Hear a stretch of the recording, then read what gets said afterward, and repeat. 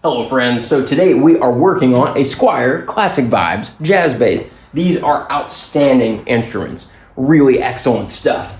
But, you know, they're under 500 bucks. They could still benefit from some upgrades. This one's already gotten a fret level and a setup, which helped the playability a lot. Again, not that it was bad from the factory, but it's really awesome. Now it plays like a $1,500 or $2,000 instrument. They come with a bone nut now from the factory, which is awesome. And I put some custom shop pickups in here. I don't remember which ones they are, though. I don't remember. Either way, they sound awesome. But we've still got the original harness in here. Getting rid of this wiring and making a custom harness is going to really improve this bass a lot. So that's what we're going to do today. I'm using Mojotone pots, the vintage taper pots. I think they sound and feel awesome. And then I'm going to use just one of the reproduction orange drop caps. Not because I necessarily think that's the best cap in the world. I don't, but it's going to work really, really well for our purposes today without having to order some really expensive paper and oil deal, which I may still do down the line, but we're going to try this one first and see how it sounds to us. So let's get the bass off the bench and we'll get started on this harness. All right, so let's start out by saying there are a lot of different ways to make a harness. Everybody's got different methodologies, and you know, you're not wrong if you do it a different way, but you know, also I'm not wrong for doing it my way either. And you'll see me do a couple of things that are mostly aesthetic, that don't actually have anything to do with sound. They just make it look really nice. Like I'm going to use bus wire, even though these are grounded through the plate. But little things like that, you know, that's kind of why folks come to have a professional harness made, because it will look really, really nice. So first of all, I like to start by bending these legs back on the two volume pots and getting those soldered down in the beginning. I think that's a good way to begin. And having a nice, really hot soldering iron is critical. Okay, so you see how I've got those bent over, right? We're gonna get just a little bit of solder on there. Make them look nice.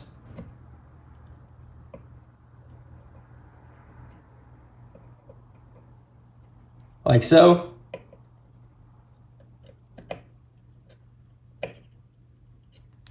All right, that looks great. Now, I like normally have a little jig that I can sort of clamp this in. That's what I would normally do, but then if I do that, I'm not going to be able to film you. So, kind of gonna have it loose on the table, which sucks a little bit, but you know, that's okay. It's for science. Once I get those in, I like to put my cap in. No particular reason, it's just easy to do it at this point. Clip my feet off the cap.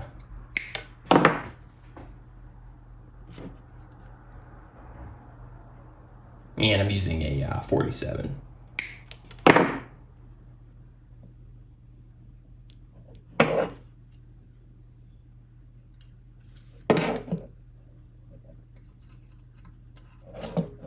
That was on the far side there. Now, I don't know why this is, but I'm really particular about how it looks when all this is put together. So to hold the cap in exactly the right spot that I want it, I'm going to use a tiny little piece of tape. There are way better ways to do this. I'm just being super, super picky because I'm a very strange guy and I really am concerned with the way things look. So get your cap propped up there like that.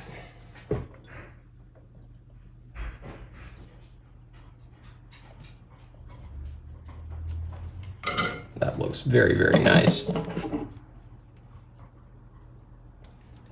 Don't burn yourself like I just did, because I'm a genius.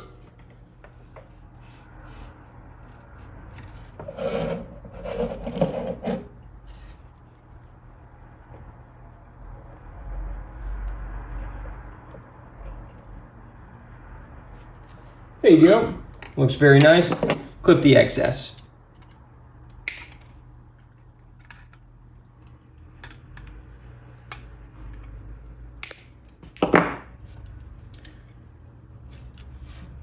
That looks very nice, I think. Indeed. Happy with that. So now the next thing is then I like to connect my my leads from one pot to the next. So let's strip me some wire here. Cut back that to the length that I want.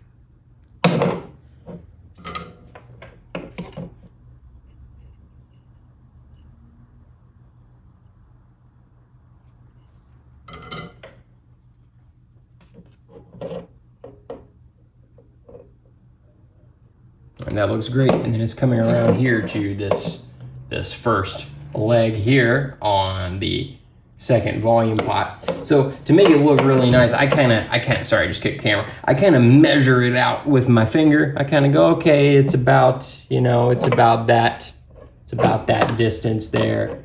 And then I clip it, that's in, and then I strip it. Which, stripping it while you film is really quite difficult. Wow, that came out wrong, didn't it? That's all wrong. And then I clip any excess little bits there just to make it look really nice. And again, normally this would be locked in a little jig, and that makes it a lot easier. But again, then I wouldn't be able to film it. So that is the shop phone ringing. Hang on one moment. All right. Sorry about that, internet. Okay, so we've got our first lead run, and now we've got to run another wire from that lug to the first lug of the first volume pipe. Strip our wire once more.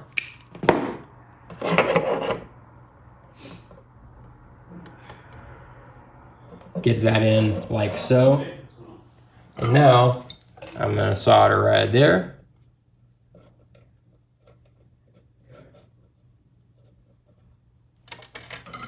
And see how we've got a little bit of excess there, just to make it look nice. I always clip that because I just think it makes for a nicer final product. And remember, we're running this back to that first lug there. Measure it out with your finger. Clip it.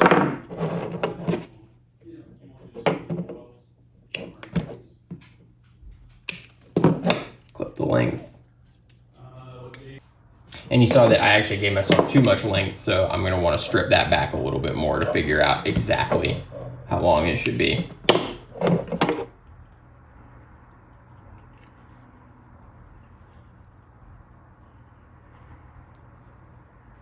Yeah, that looks good. And then we'll position the wire exactly where we want it. So that's fine like that. And then we'll just clip the length.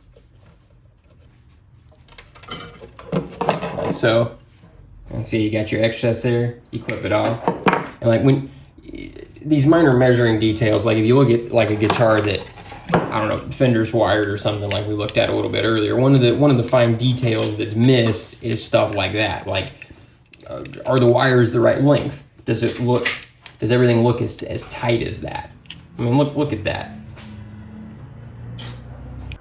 And even with Fender, this is kind of the quality of the wiring these days. That's just, looks like a rat's nest. That could have been a lot cleaner and more professional. All right, now we've got to run a wire from the center lug to the output jack. Now, there are a couple different ways to do this. A lot of people will just run an unshielded wire just straight to it, like a piece of bus wire or something. That is a completely legitimate thing to do. That's totally fine. However, things go wrong. The output jack comes loose, customers pull on them, stuff happens at gigs. So we want to give a little bit more protection than that. We're going to actually put a piece of cloth covered wire there, and there's going to be enough excess that if something happens to the jack and it's getting pulled on, that it's not going to be the end of the world. That there will be a little bit of slack there. So let's measure that out. All right, when you finally can strip a wire without making a total mess like I just did, you there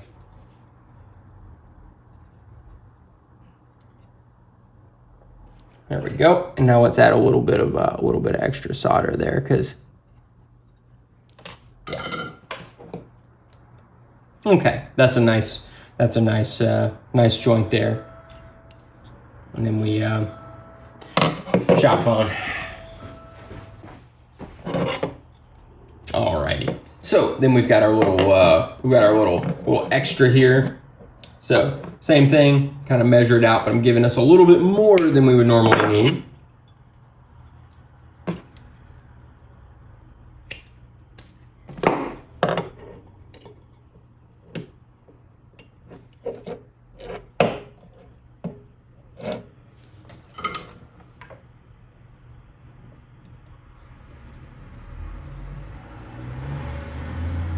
Strip it. I need to get a little bit more solder on that. That's not quite looking the way I would want it to. There we go. That's much smoother. I like that.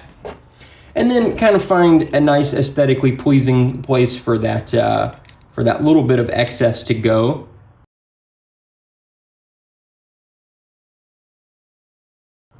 Like so. All right, now we're going to put on the bus wire. I'll probably speed this up and get rid of the audio because this is incredibly boring to watch.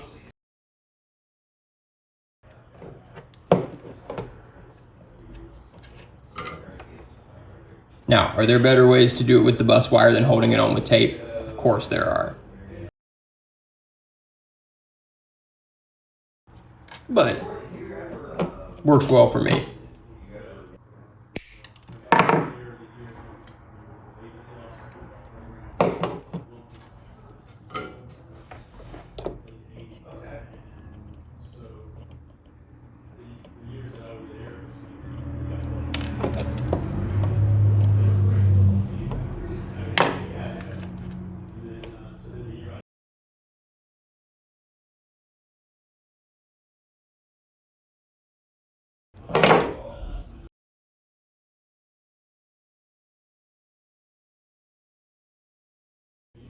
Looking good. All right, now we're going to affix a ground from the jack to, well, just any area on the pot there. Now, again, I could use bus wire in this spot as well, but if I use an actual line, it gives the customer some flexibility that if something comes loose and they're pulling on the jack, that it's not going to tear something. So again, going to give them a little bit of slack here.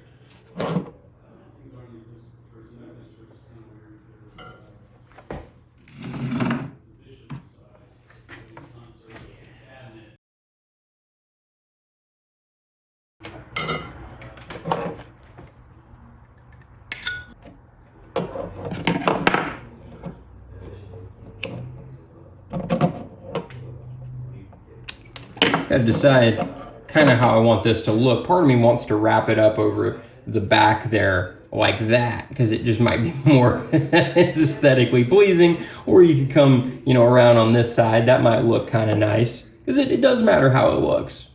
Aesthetics matter. So let's see if we like the way that looks a little bit more. Maybe like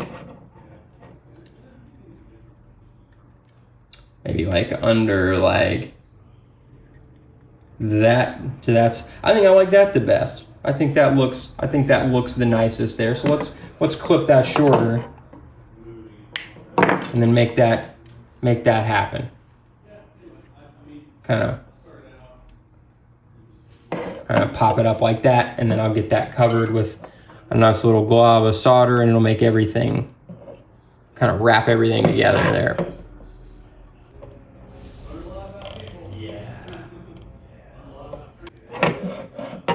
Now that looks good, but I just want that glob to be a little nicer there. Doesn't look bad at all, but I can do better. So there we go.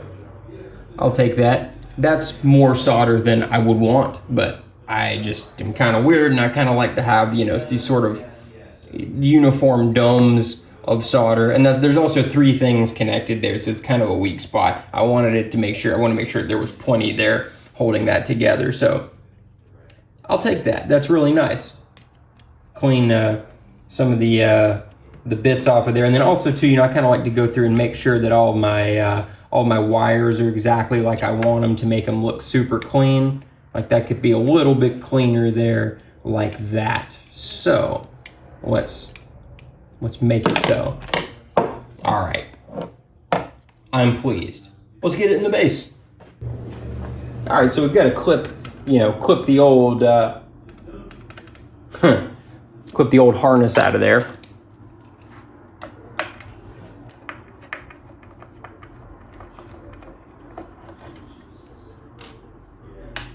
And this thing is relatively new. I haven't even taken the plastic off of the plate there.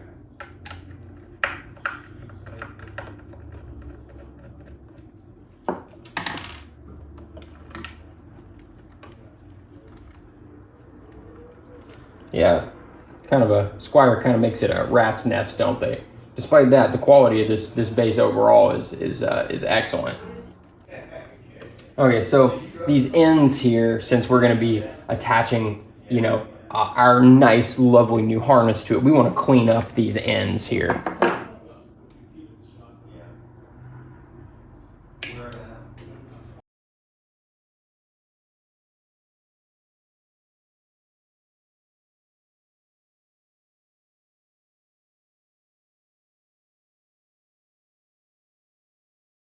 There are a lot of pickers up there, so I'm pretty, yeah.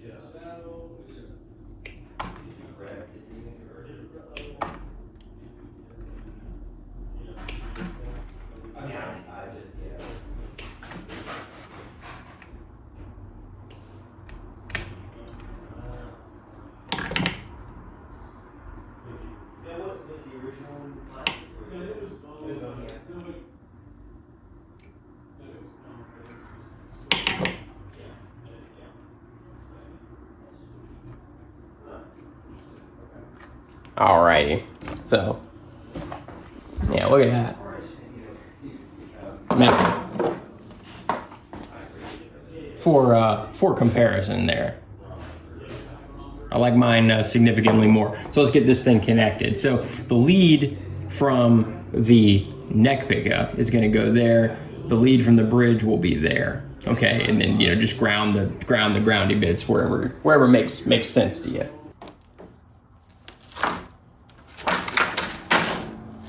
And get your bridge lead on there. I just keep saying lead today. I don't know why. Just say lead every 5 seconds. That's what you got to do.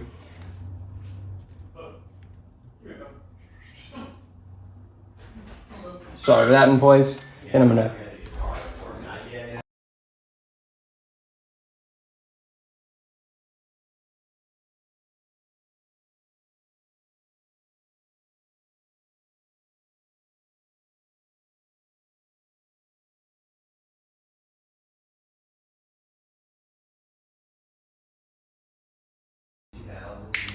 All right, so we've got our grounds bundled, and then find a spot where it makes sense to you to kind of put those down. I think just because of the nature of how short this one was from this ground was from the factory, I'm probably going to ground it right there.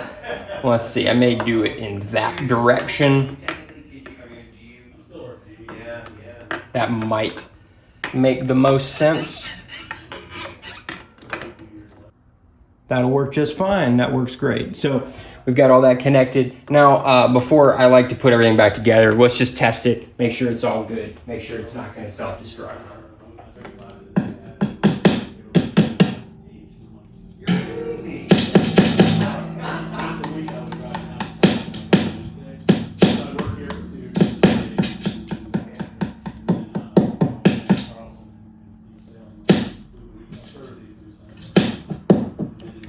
Cool, we're in good shape. So now we can put it all together.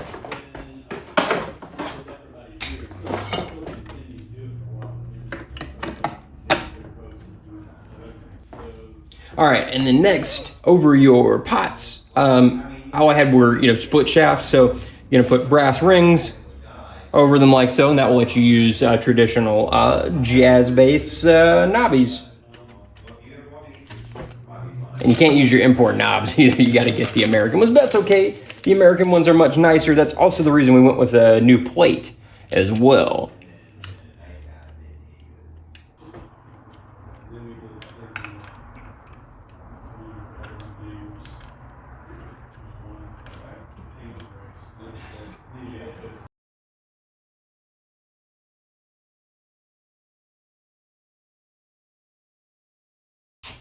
All right, so last knob, and then we will be able to play this thing, finally. But I'm gonna be really obsessive, so I'm gonna try to get it on just slightly straighter than that. Because why not? If you're gonna be obsessive, you might as well just be all the way completely insane obsessive. That's what I always say. You can ask Jeff, that's what I always say. Always. Jeff will say he always says that. He says it incessantly. There you go. There we have it. All right, let's plug it in and make sure it sounds decent.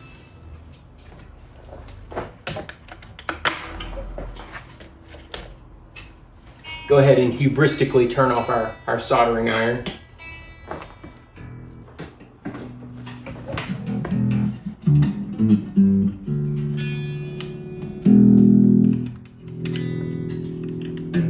We did it.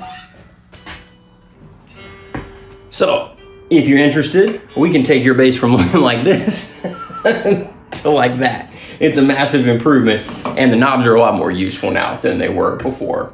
And who doesn't like useful knobs, So, I think that one of the best upgrades you can do to a bass like this, having the frets leveled, swapping the pickups, and swapping the pots, it's basically a Fender at that point. In fact, given some of the stuff that Fender's cranking out of the factory these days, I personally would prefer something like this. In fact, I just bought my wife a Classic Vibes Telecaster for her birthday because I consider them to be one of the best options available now since the vintage reissues were discontinued. Thank you so much for watching this. I really appreciate it.